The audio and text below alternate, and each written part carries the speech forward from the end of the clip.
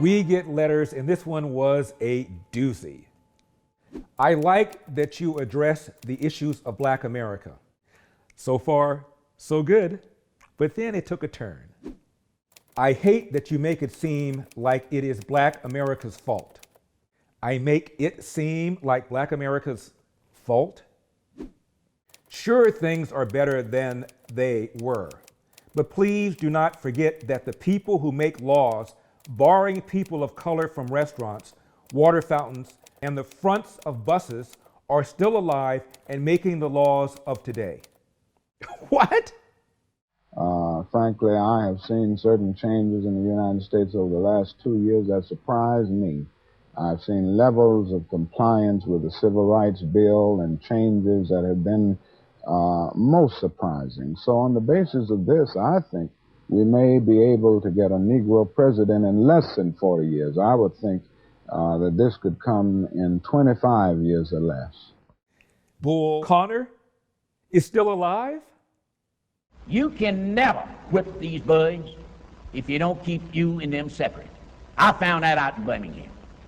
You've got to keep the white and the black separate. Alabama's George Wallace is alive today? And I say segregation now, segregation tomorrow, and segregation forever. He continues, if you and I ran a race and I tripped you, then looked at you from the finish line and asked you why you fell, you would be lost for answers. Sir? There's a rather startling statistic, and that is if you take blacks who have high school education, who get married and stay married, who take any kind of job, even if it's a minimum wage job, the rate of poverty among that group of people who can be characterized like that is 4%. And what we're saying, what we're doing is we're saying that much of the problems that black people face are from people who behave in different ways than that. That is, people who do not behave according to the old cultural values of going through school, getting out of school, getting married and staying married, and taking a job. Now, so it seems like the solution is, well, we need to teach people, black people, that, well, it's a good idea to finish school. It's a good idea for girls to keep their legs closed until they get married. It's a good idea for you to get a job rather than to be standing on street corners. It is 2021. Who has tripped you? What person has stopped your progress? Please name that lawmaker. Please name that person. Who the hell are you talking about? 2021, who tripped you? Same applies for the leaders of a country to impose red line housing, which, by the way, still exists on current loan and home purchase documents in use today. Redlining in 2021, are you kidding me? The idea that credit-worthy black borrowers can't get loans for houses is a big, fat lie.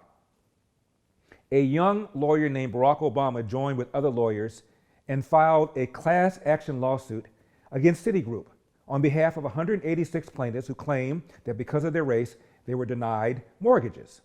Citicorp settled, gave them mortgages. Virtually none of them was able to keep their homes, which suggested that the criteria that Citigroup was applying was exactly appropriate. Racism is easier to navigate, but speak to the fact that it is not gone. Okay, there are racists in America. Pick out your magic wand, wave it over America, and remove every smidgen of racism from the hearts of white America. Do we still have 70% of black kids raised without a father? Do we still have 25% of young black men in inner city with criminal records? Do we still have a 50% dropout rate in some of our urban high schools? If the answer is yes, can you knock it off? You act like your success and Obama's equals to all black success. Guilty, whether Obama or Larry Elder, hard work wins. You get out of life what you put into it. You cannot control the outcome, but you are 100% in control of the effort. And before you bitch, moan, and whine about what somebody did to you or said to you, go to the nearest mirror, look at it, and say, what could I have done to change the outcome? Follow that formula, sir, and you will be successful. I work for a local fire department which has hired chiefs of all races. But trust me, there are several members on board who feel that their Caucasian skin was overlooked for the job, not to mention the uncloaking of the Trumpers and their now open hatred. Now here our friend might be onto something, although I'm not sure he recognizes it. To the extent that discrimination remains in America, when you are in the public sector, you can do it without the same kind of downside as you can in the private sector, which is one of the reasons why government ought to be as small as possible.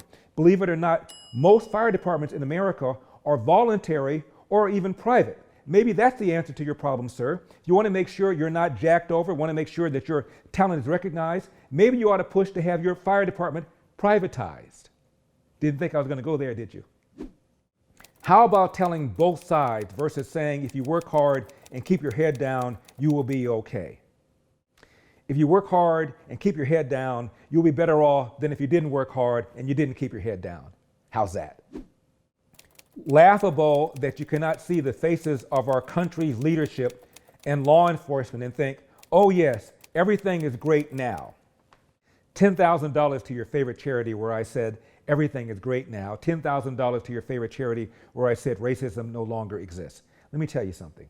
In Baltimore 2015, where Freddie Gray died in the police van, mayor of Baltimore black, the number one, number two people running the police department black, every member of city council a Democrat, majority black, the state attorney who brought the charges against 6 officers, black, 3 of the 6 officers, black, the judge before whom 2 of the officers tried their case, black, the U.S.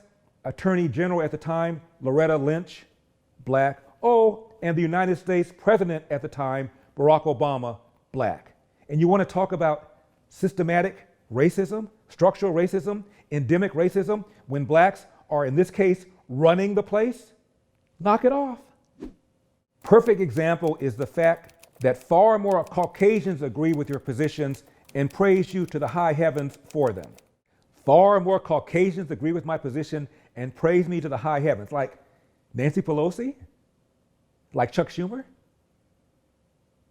like Michael Moore, like Bill Maher. Wow. With more education and focus, a major change in our understanding of our place in the country, we will do better. End of quote. Sir, next time I give a Blexit speech, I invite you to come. We are being manipulated. The number one problem facing the black community is not racist cops, it's not income inequality, it's not climate change. The number one problem facing the black community is the lack of fathers in the home.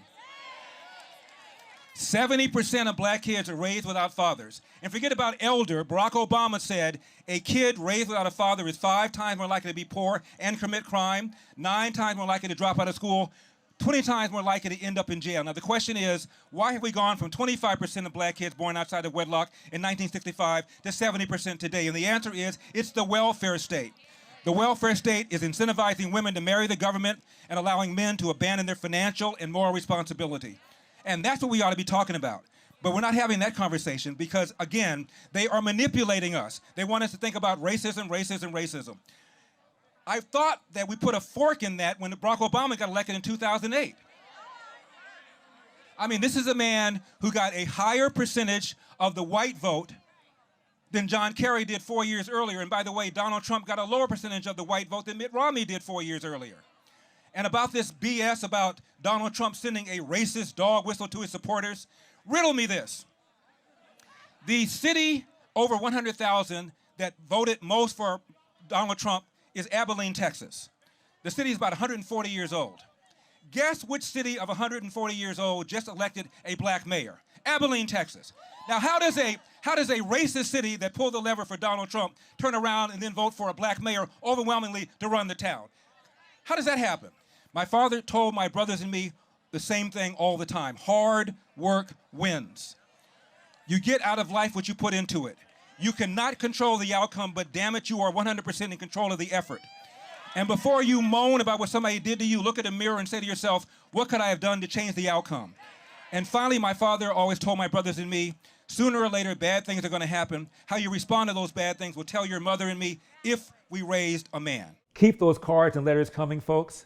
Now remember, YouTube has demonetized us, so to keep me unbridled, on demand, and uncensored, just go to larrytube.com. That's larrytube.com, because we've got a country to save. And I will see you next time.